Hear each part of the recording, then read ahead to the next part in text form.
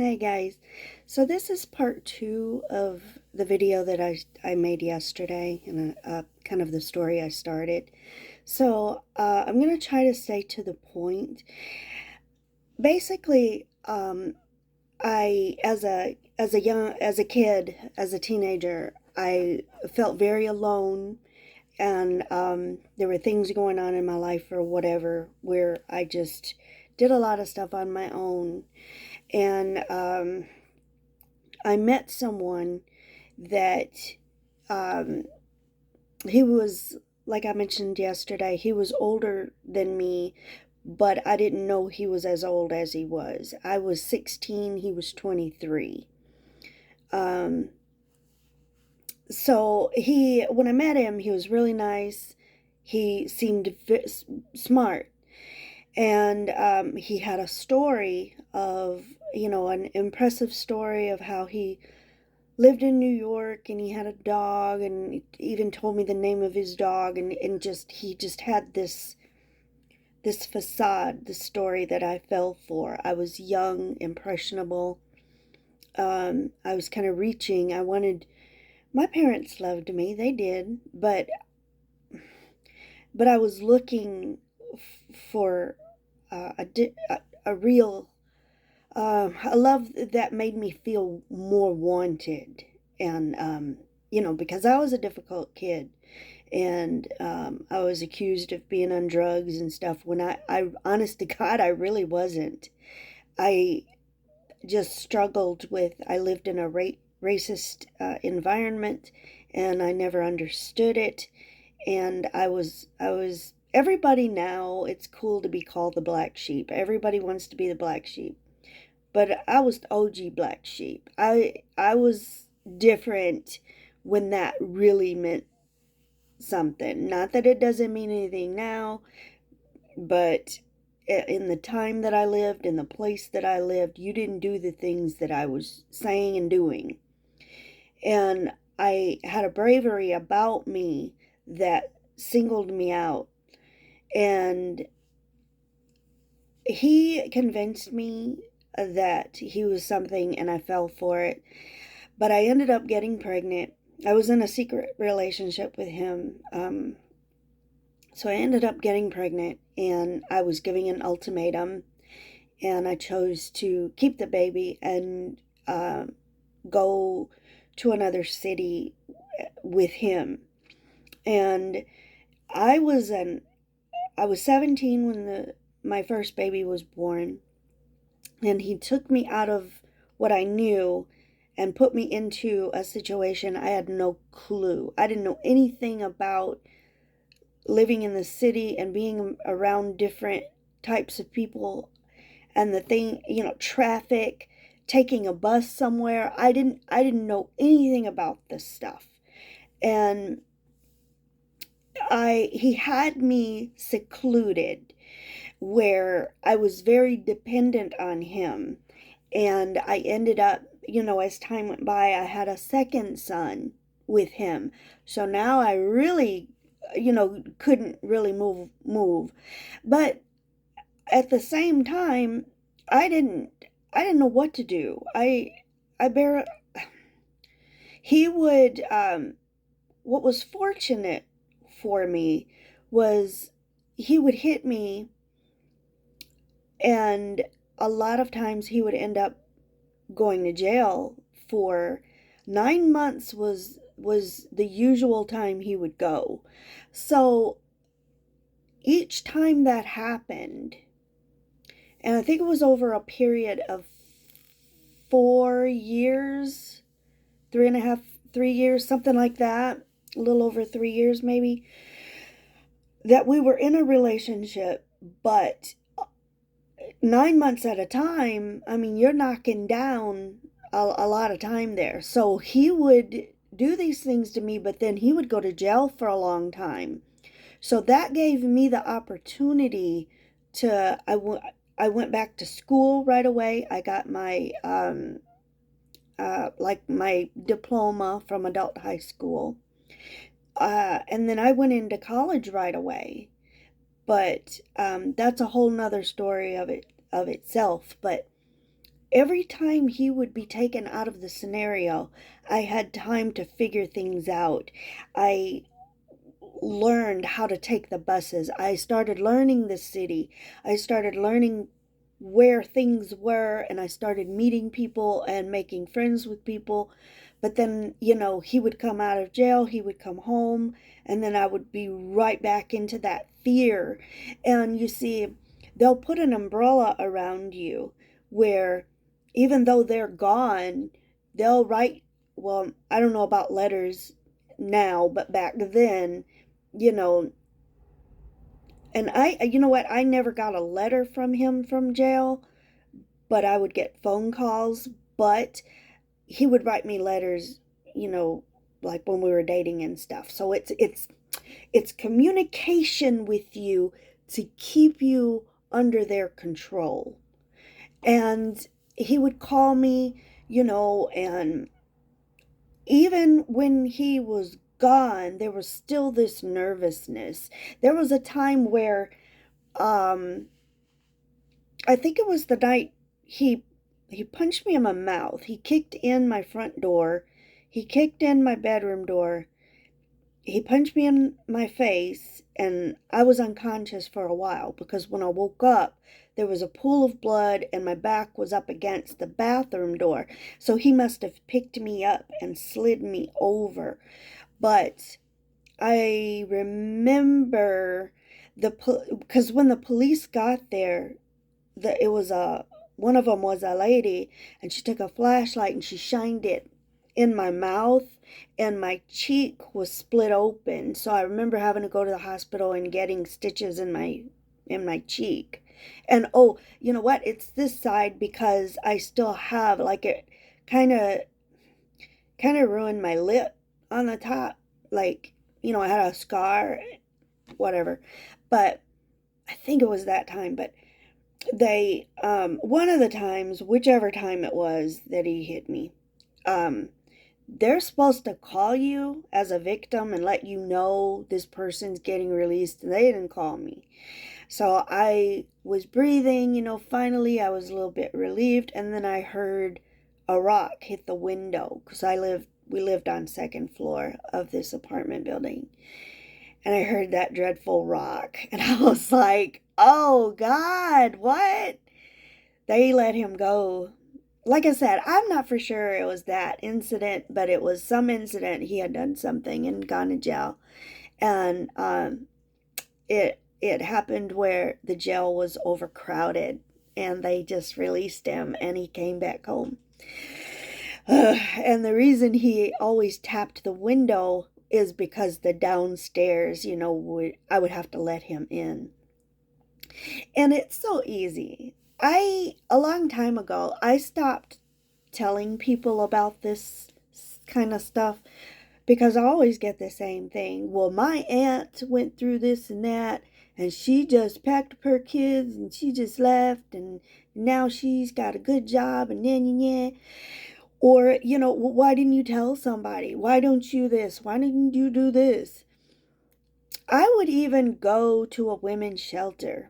There were a few times, at least twice, I went to a women's shelter.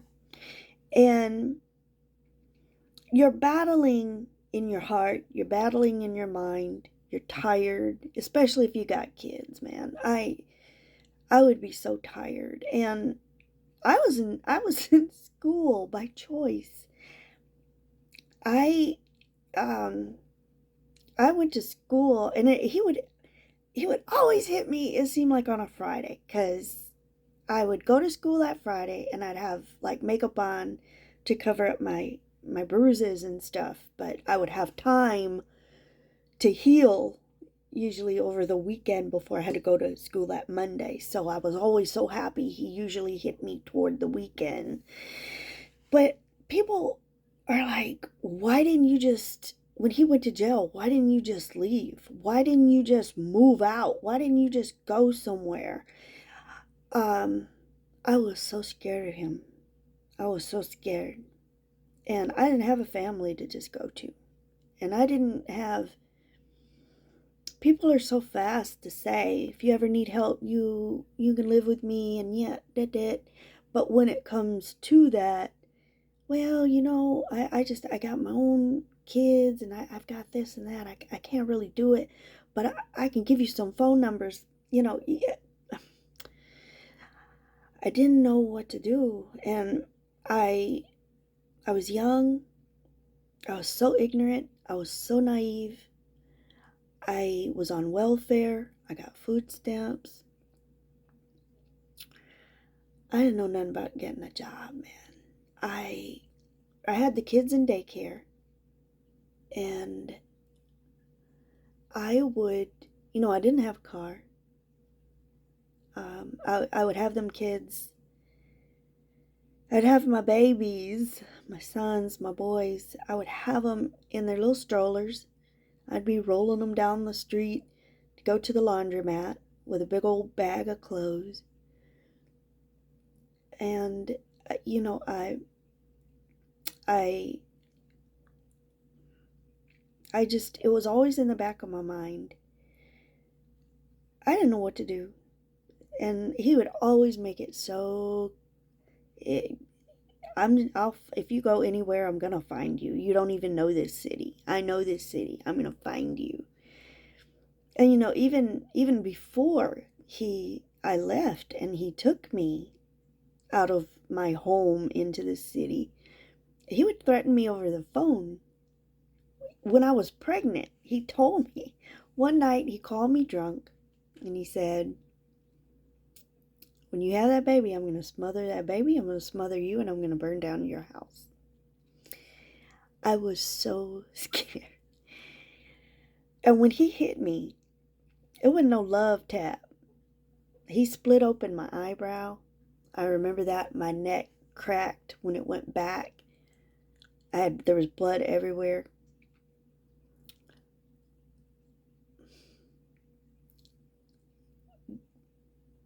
I stopped talking to people, and I'm talking about now, saying, this is what happened to me, and this is what it's like, and this and that. And they always say the same thing. You could have just left. If he went to jail for that long and he was gone, there's services, there's people that could have helped you. But I knew that even if I moved out and he knew where I went to school, go to a different school. He he I was so afraid he was just going to find me. And when I was in one of the shelters, I met this girl. She was, oh my God, she was so sweet.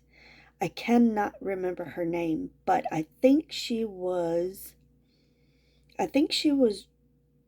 Iranian or Jordanian. She was Palestinians. I cannot for the life of me remember. But she had gotten over here, and her husband was really mean to her.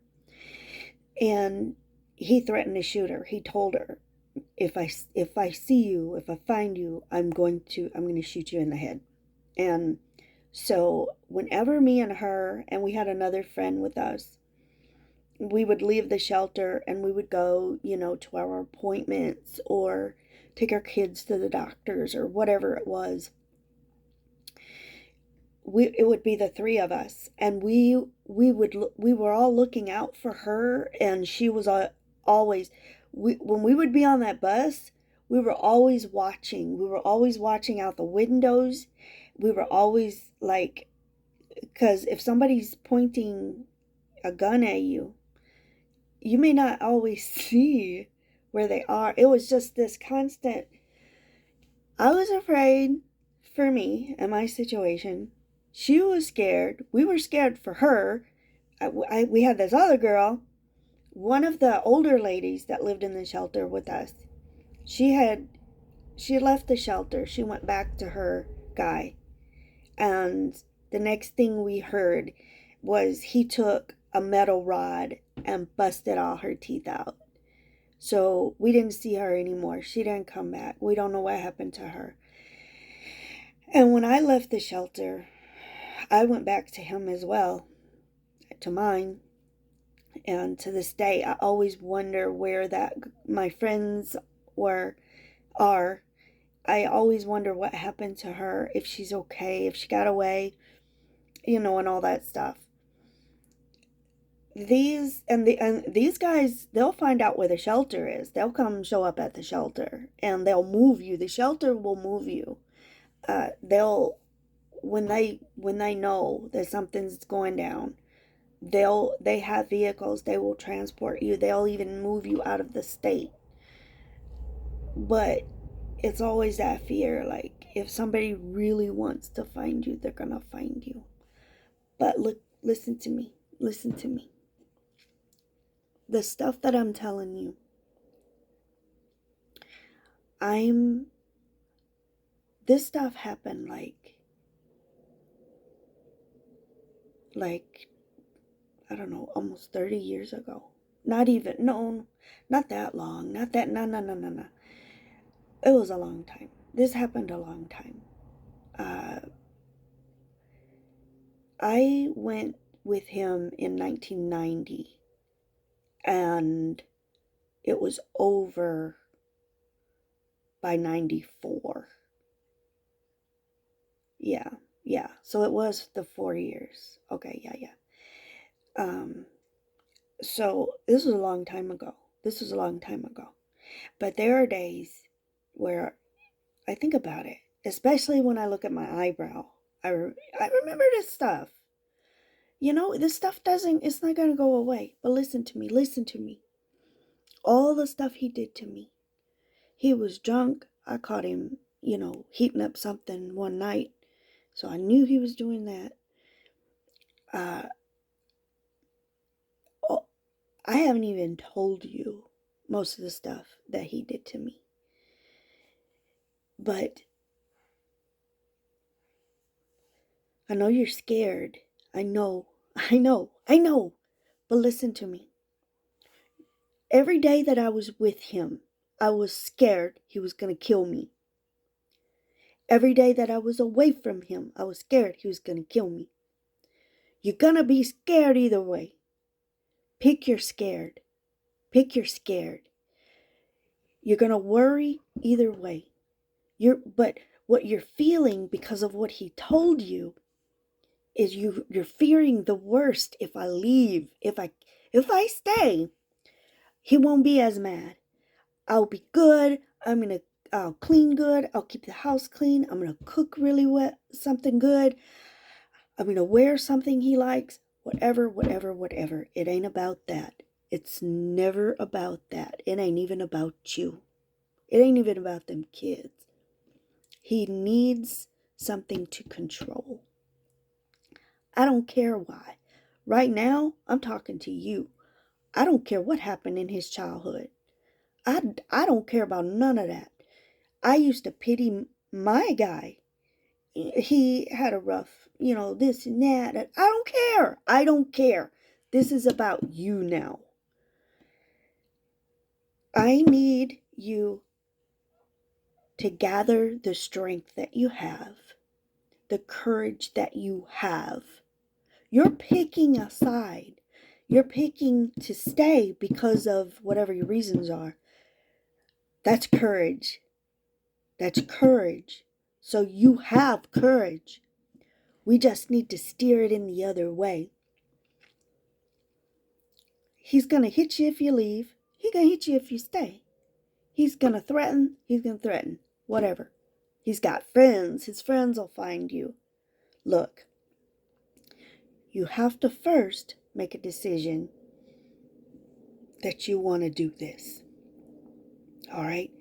And then you have to find different outreaches, different resources.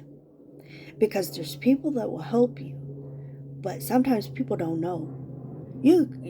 When people sometimes believe when you tell them a cover up, they believe you. But some people know better. They just don't know what to do. If you have a friend, if you know something, some organization, I'm hesitant to say a church, but try a church.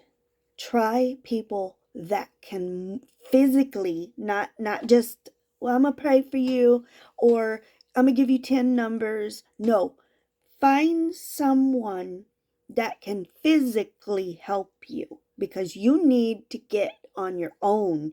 You need to make a move. You need to make a physical move.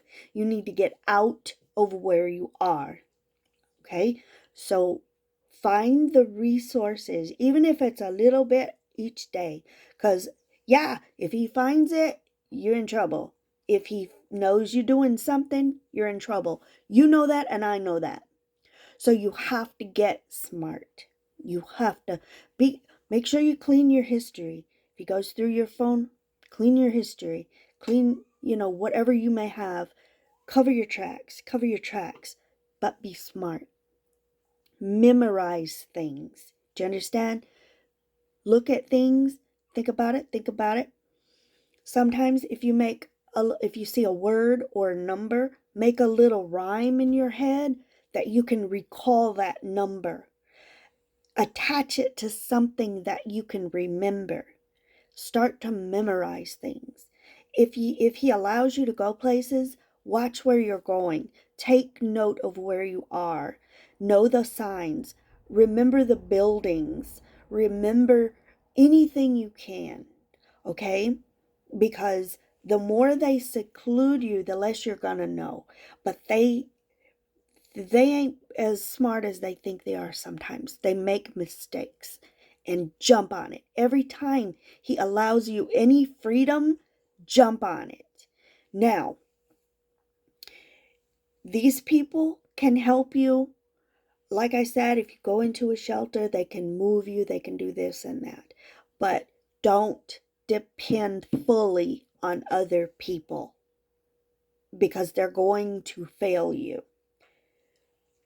You take control of this. You decide that you're going to do this and you take the steps to make this happen. Do not stay with him.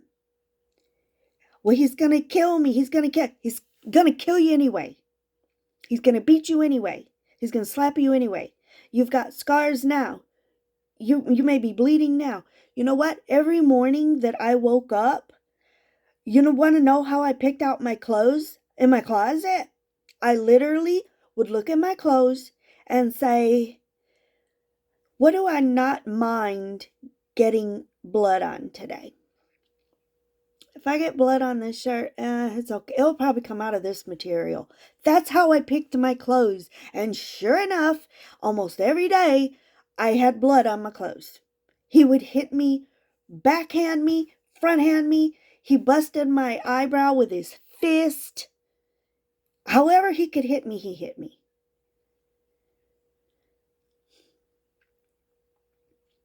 Don't do this. Don't do this no more.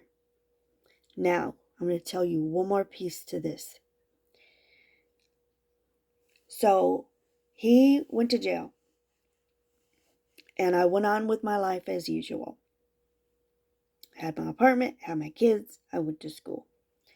It just so happened some lady moved into my building. She moved in on first floor. She had a little girl. There was something different about her. I'm not going to go into this whole story. I'll do a separate one on this and let you know a little bit about this, but I'm going to give you like in a nutshell. I met this lady. She was in the same predicament that I was in. Very close. She was married. She lived in Chicago. The shelter that she was in there moved her to Kentucky. And then they moved her where I was. And they were trying to lose, because he had threatened her. So they were trying to move her where he couldn't figure out where she was. So she moved in my building. And every time I saw this lady, she had a skirt on. She has a long skirt on. And so did her daughter. Even if it was cold. So, look, one thing after another, I became friends with this lady. And she invited me to her church. And I started to go to her church, and I knew her situation and she knew mine. So, what we started to do, and we talked to the pastor of the church. So what we started to do. Oh, and my guy was in jail. This was one of his long stints. So I had freedom for I had some good freedom. So I started going to church with this lady. And we started praying about my situation. And you know what? I know what it was. He was arrested. Yep, my second son was a month old or a week old. A week old. He was a week old. And I had the police knock on my door one night. And I go to the door, and basically my guy had broken into the church that we lived next door to, and he tried to, I don't know if he tried or he stole some electrical equipment, like they had instruments and all that stuff or whatever, but a silent alarm had gone off, so he got arrested. So, um, so he was in jail for a minute on that. While I was going to this church and stuff, I gotta see what time it is. Hold on. I gotta go. Um, uh, Basically, I started going to church, and I started to learn to trust God, and I started to understand what that meant. And we all started praying about this thing. And we were like super duper praying that I could get out of the situation. So, um, you know what? I gotta go. I'm so sorry. Part three. I will, you know what? I might even make it when I'm driving to work. I'll give you a part three. But I gotta go. I gotta go to work. All right. I'll see you guys in a little bit.